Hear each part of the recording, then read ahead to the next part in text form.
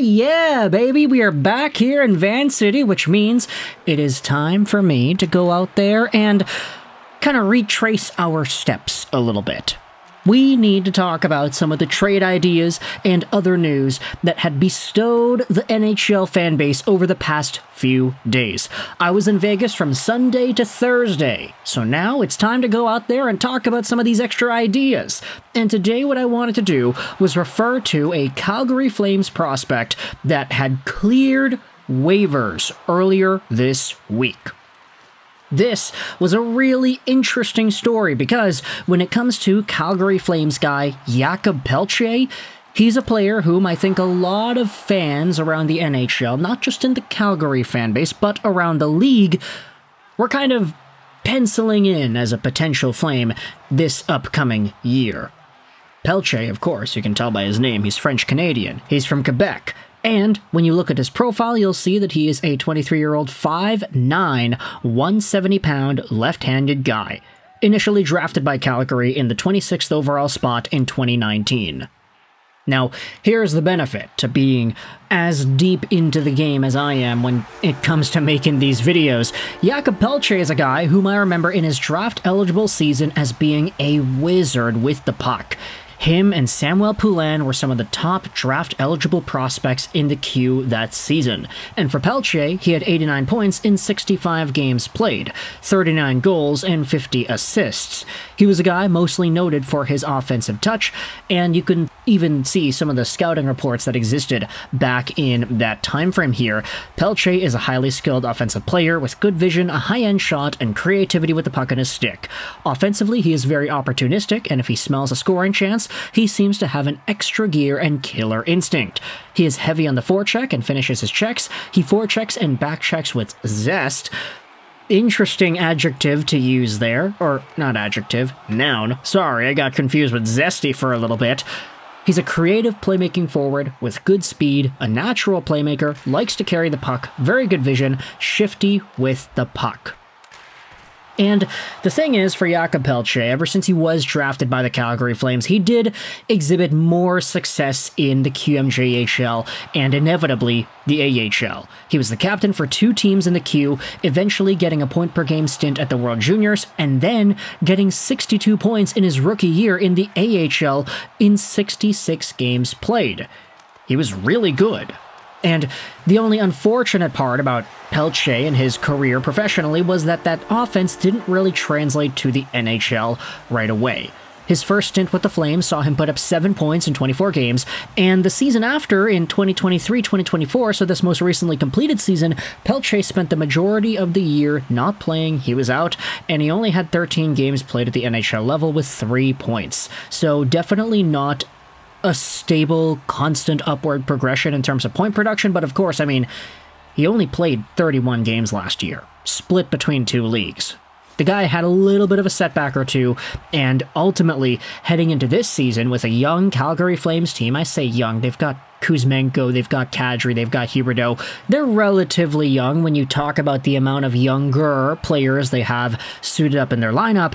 There was a reasonable idea that said that Jakob Pelletier would be included in that group. How this is a guy that was ultimately on the cusp of breaking out, and if there was a chance for him to do that, hey, this may be the year to do it, right? All the young guys are getting a chance here. Connor Zary scored a beautiful overtime goal against the Vancouver Canucks. Everybody's talking about Samuel Honzik. Adam Klapka's getting opportunities now. A lot of guys here in the Calgary Flames organization that really aren't like legit NHL caliber players, but who showed off really well earlier on in the preseason, early on in this season, and are given a cup of coffee. Pelletier, unfortunately, was not given that, because earlier he was sent down to the Calgary Wranglers once more, and it was a really big deal because everybody was saying, okay, wait, Calgary's putting Pelletier on waivers, what's going on here? Why are they doing this? Do they think he's going to clear? There's no way he's going to clear to the AHL. There was even this tweet posted by Grad McCagg that got a whole bunch of controversy started up here. Calgary waives 5'9" winger Martin St. Louis. He wins the Hart Trophy and the Stanley Cup. Calgary waives 5'9" winger Paul Byron. He becomes an assistant captain and a 20-goal scorer with the Canadiens. Calgary waives 5'9" winger Jakob Pelletier, and what? Well, unfortunately, to go against Grant McCagg's point here, Jakob Pelletier was cleared. He did go through waivers and nobody placed a claim on him, which is bizarre to say the least. However, what I wanted to do in this video was talk about a very interesting segment that Pierre LeBrun had on the most recent episode of the Commission Athletique podcast. They posted this clip on their Twitter account here, talking about some information intéressante with Pierre LeBrun. Okay, no, we're not going to read it like that. Information intéressante. Okay, no, we're going to do that. Interesting information from Pierre LeBrun on the subject of Jakob Pelletier. I'll leave a link in the description to the video, and I'll also leave a link in the description to this article on danslescoulisses.com that goes out there and describes what Pierre LeBrun said. The Habs had already tried to acquire Pelletier, according to Pierre LeBrun. Take a look at this right here. Jakob Pelletier was placed on waivers earlier this week. He was not claimed, even though several fans would have liked to see the Canadiens get involved in the matter. But the Canadiens have already tried to acquire him, according to information from Pierre LeBrun. This is what the analyst said on the latest edition of his podcast, which he hosts alongside of Anthony Desaulniers. The problem? At the time of the negotiations between the Canadiens and the Flames did not want to part with Pelletier. Let's go out there and read the rest of the article, because the way it's written out here, it seems like the Canadiens did attempt to acquire Pelletier in the past. It doesn't sound like it was a recent thing, especially when you consider how Pelletier ended up going through waivers unscathed in 2024. We must think that the Canadiens' interest in the Quebecer is no longer as important. Kent Hughes had the opportunity to acquire him for free on waivers, and he still decided to pass. That says a lot, especially considering that we do know that the Habs GM likes to get his hands on first-round picks who have talent and who are at a crossroads with their respective teams. But there is an important nuance to make here. At a time when the Canadiens wanted to get Pelletier, he was probably eligible to go to Laval easily.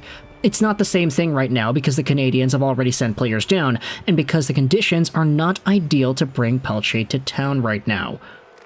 So, that said, the Canadiens GM said all summer that he wanted to add size to his club, and we saw the Canadiens get tossed around during the preseason games. Did Pelletier's physique at 5'9", 170 play a role in this? Maybe. The article says here that the fact remains that Pierre LeBrun's comments is interesting because Pelletier is a talented player who deserves a chance to show himself. He's been injured in recent years and hasn't had the opportunity to prove himself, but that said, the Flames are certainly happy they didn't lose him on waivers for nothing. So, the Habs fan in me thinks it would have been a really interesting idea and an opportunity for the Canadiens to kind of build themselves up more or less with what they are. Kind of feed into the stereotype by acquiring a guy like Jakob Pelletier some time ago in a trade capacity. Maybe they were thinking about trading for him last year when he was relatively healthy, and he was a 37-point and 35-game guy in the Calgary system. The year before that, his value would have been way too high in 2021-2022, plus the Canadiens would have been coming off a Stanley Cup Finals run, so I don't know if that really would have been a pretty big necessity for their team at that time, but Pelletier early in his career had a lot better numbers and was a lot healthier, so methinks that if the Canadiens wanted to embark on that sort of a journey, it would make sense, right? Getting a French dude who's only 5'9" to go along with all the other smaller Canadiens forwards, the Cole Caulfields, the Pitlicks, the Byrons, the Gallaghers, a lot of guys feeding into that system of Montreal guys being small. And I get it, it's kind of a thing that's taken itself away over the past few years. You have Cayden, you have the Shea Webbers and the Jeff Petries and the Josh Andersons of the world, the Slavkovskys, the Docs, the Laine's. They're changing the narrative for sure. But Jakob Pelletier, at a time, especially when it's talked about here by Pierre LeBrun, that the Canadiens tried to go out there and do it, he doesn't necessarily say Kent Hughes nor Marc Bergevin. It just says the Canadiens. So this does tickle my interest a little bit, how there was a rejected trade from the Montreal Canadiens for a guy who had since been cleared through waivers. Let me know your thoughts in the comment section below. If you're a Calgary Flames fan, how do you feel about Jakob Pelletier as a prospect? If you're a Canadiens fan, how do you feel about this guy as a potential trade target? Do you still think he's a player you would like to see in the Canadian sweater if you had that opinion at any point? Let me know your thoughts in the comment section below. I hope you enjoyed this British Astros 99. And bye.